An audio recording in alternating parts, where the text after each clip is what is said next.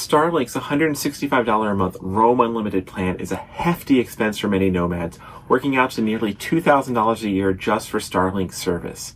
But with a little proactive planning, you could bring your costs down substantially, potentially saving over $1,000, well over $1,000, by just being smart about how you use your Starlink service. Stay tuned for some tips and tricks as we dive into how to really dial down your Starlink bill.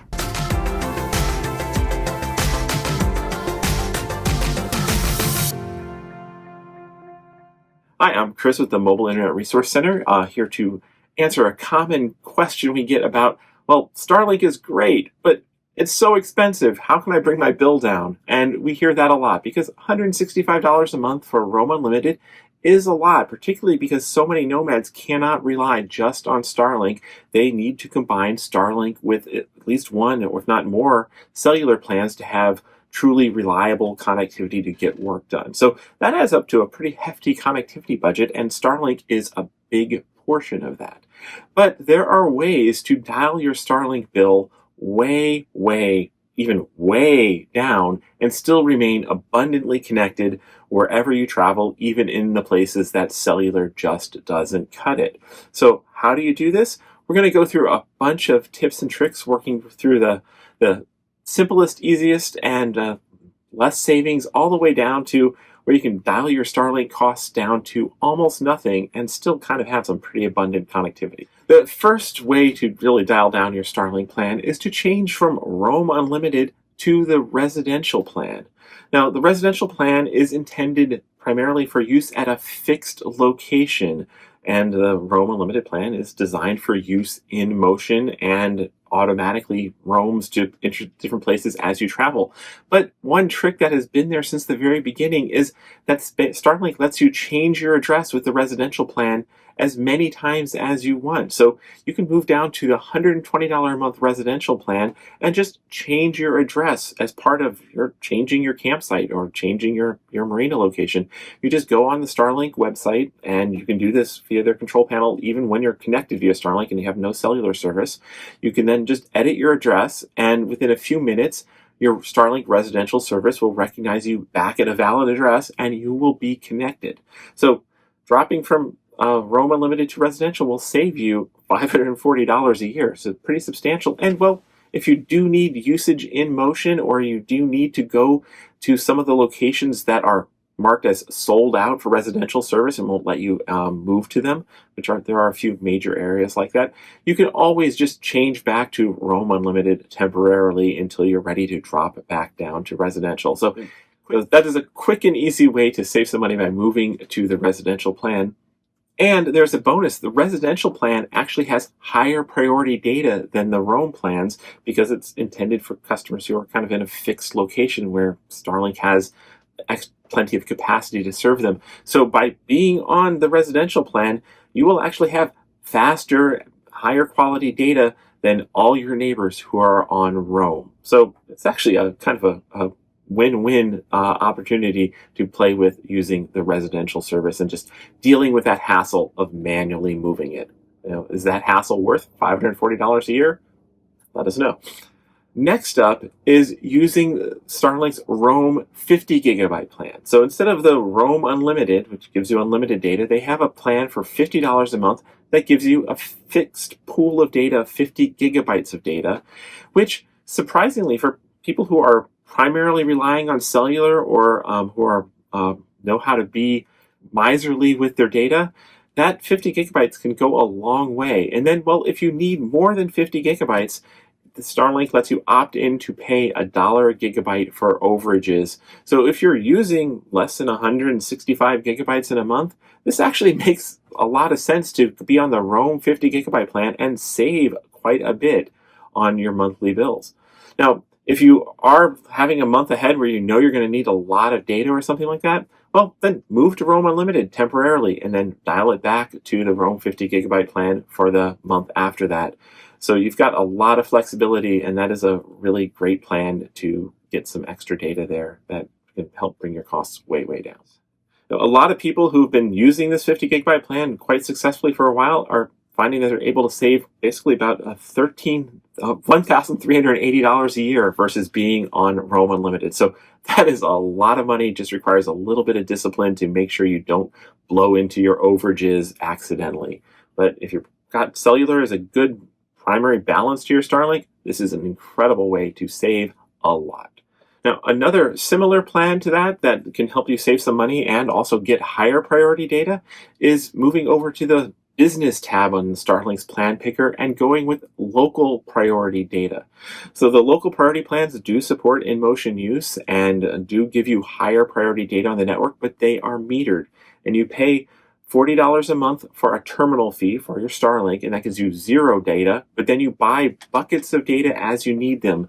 So for $25, you get 50 gigabytes. So that means for $65 a month, you get 50 gigabytes of data, same as the Roam plan, more expensive, but you've got higher priority data. But then as you start adding more buckets, it actually gets to be cheaper than the Roam 50 gigabyte plan. So for $90, you'll end up with 100 gigabytes. For $115, you get 150 gigabytes. Or then there's bigger buckets. You can buy 500 gigabytes of data at once for $125. So that means for $165, what you would have been paying for Roam Unlimited, you'd get 500 gigabytes of local priority data. So capped at 500 gigabytes, but that is higher priority data. So that is a great way to get either higher priority data or cheaper. And well, you can buy those buckets on demand. So depending on how your month goes, you have a lot of control over that. So as long as you know you need less than 500 gigabytes, this is a good way to go. But now one big catch with this is these buckets are use it or lose it. So you can't, if you've bought 25 gigs and you only use 3 gigs, well, you've kind of wasted that data for the month. So definitely have to keep that in mind. But if you are good at tracking your data and good at understanding your needs, well, local priority is a way to go to get both higher priority data and potentially cheaper data than paying for the Roam Unlimited plan. Do you want to help keep this channel afloat? Well, you can do that by joining us over at the Mobile Internet Resource Center and become a member. And if membership is not for you, there's easier ways to support us. Just like, subscribe, comment, and share. Share our content, help get out to more people, and that keeps us floating and bringing more connectivity content to you. Now, if you really want to save some money on Starlink, the ultimate trick to doing this is to put your Starlink plan into standby mode. When in standby mode, you are charged $5 a month, and your Starlink still has unlimited data, but your data speed is hard capped at 500 kilobits per second. So this isn't quite old dial-up data speeds, but this is not anything that would be considered fast in modern, and a lot of things aren't that great and usable, but you might be surprised about just how much you can do living life at 500 kilobits per second. We did a video recently illustrating a lot of common apps, even things like video conferencing on Zoom and streaming is sort of sometimes workable. It's actually might be a lot more workable than you think on standby mode. So particularly if you're using Starlink as a backup to cellular, $5 a month, $60 a year sure beats $1,980 for Roam Unlimited. So standby mode is an incredible way to go. And well, standby mode is you're putting your foot on the brakes and paying a lot less. But whenever you do find yourself someplace where you need more speed, well, just turn off standby mode, and for the remainder of the month, you will be back to whatever your prior plan was, and you will have all the speed that you want, and then, well, put standby back on until you need it again. And a lot of people who are exploring using standby mode on Starlink right now are finding that they rarely ever need to turn standby off. It still gives them the basic connectivity. So messages go through, maps download, they can look at their charts, they can bring up the weather. All the basics of connectivity are there when they're in those rare no cellular areas. And then, well, they've got cellular coverage for the times they need faster speeds. So standby mode is an incredible way to really dial down your Starlink bill and just let it loose when you need it. Now, the other really great trick that not a lot of people have realized for saving money on Starlink is understanding how Starlink prorates when you activate new tiers of service. So Starlink, when you move up to a higher tier of service, you go to that tier of service immediately, and they prorate you for the remainder of your billing month what that would have cost for that month. So if you switch to a higher tier of service on the first day of your billing month, of your anniversary with them, you will pay basically for the full price for that new tier of service, the full difference in price. But if you're on like the last few days of the month and you jump from Standby at $5 a month to Roam Unlimited at $165 or that 50 gigabyte plan for $50, you'll only actually be charged $2 or $3 or $4 to cover you until your next anniversary date, and then that's when they would charge you the full price for the month ahead. So knowing this and keeping your billing date in mind, if you know that, hey, I've only got a few days left in my service month, I can activate my 50 gigabyte plan or activate Roam Unlimited, do a ton of downloads, use all that data because you get that full 50 gigabytes even if you only have like 2 or 3 days left in the month. Use it, take advantage of that, pay just a few dollars, and then downgrade before you're billed for the next month back to Standby or back to a lower tier service. If you are paying attention, mark your Starlink date on your calendar, you can bounce up, take advantage of their service for a little while, use a lot of data, and then dial it back down. And in fact, because the way Starlink treats dialing down to a lower tier of service, you don't have to try and mark your calendar, remind yourself to dial it back. When you dial down to a lower tier of service, it takes effect when that month anniversary hits. So if you dial up to a higher tier of service, dial up to Roam Unlimited, and then immediately go back to Standby, well, you still have the remainder of that month at Roam Unlimited, but you're not going to be charged. You won't accidentally end up being charged as the month rolls around. So this is a really great way to just like basically tap the gas, give yourself a lot of extra Starlink data, and never accidentally be billed for an entire full month at a higher rate. So being smart with your billing date, you can get a lot of Starlink data and end up paying almost next to nothing for it. And then finally, the ultimate way to save a lot of money on Starlink service is to cancel the service. Now, this might seem counterintuitive, but Starlink doesn't charge any activation fees or cancellation fees. And when you cancel your service, you're just discontinuing your service and your plan, and you're still keeping your account, your billing account with them, so you can activate again whenever you need it. So you don't have to dial down to that $5 a month standby plan. You can cancel entirely and even save that $5 a month.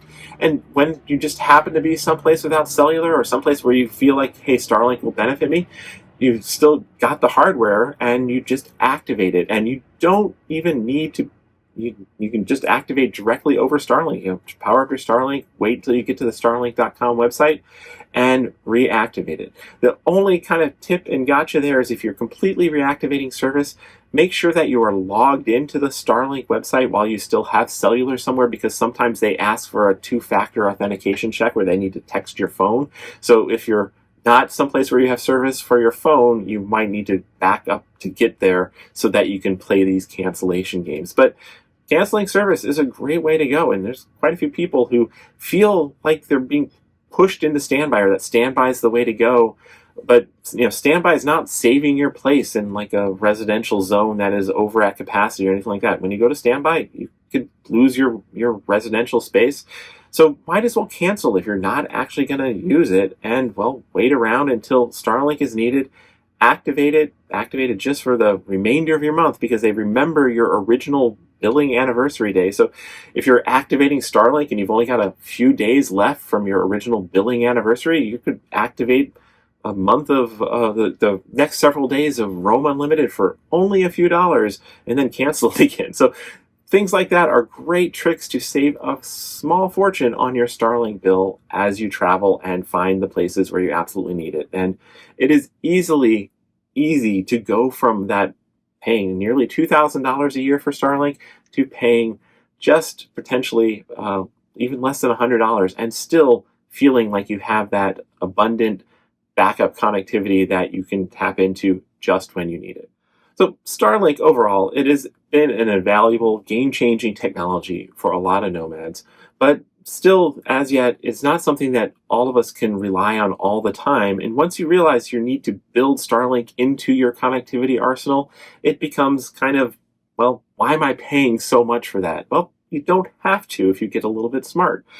And by using Starlink wisely, you can both bring your connectivity budget down and still keep very, very well connected. So if you want to go deeper into all the different tips and tricks for optimizing and understanding how to get the most out of Starlink, come over to the Mobile Internet Resource Center. Check out our dedicated Starlink guide at rvmobileinternet.com/Starlink. If you're looking for alternatives to Starlink or things that you can use in addition to and companion with Starlink, we've got a guide and a video on Starlink alternatives that is also very interesting to go into. And, well, let us know, are these tips useful to you? How much are you going to save on your Starlink service? Do you have any other interesting tips and tricks to share? Let us know in the comments or come over to the Mobile Internet Resource Center and join us on our forums. Hope to see you out there and keep connected. These videos are brought to you by our premium members, our mobile internet aficionados. They make it possible for us to track this news and create these videos. If you like this video, please give it a thumbs up, leave a comment, subscribe to our channel, or better yet, consider becoming a member yourself.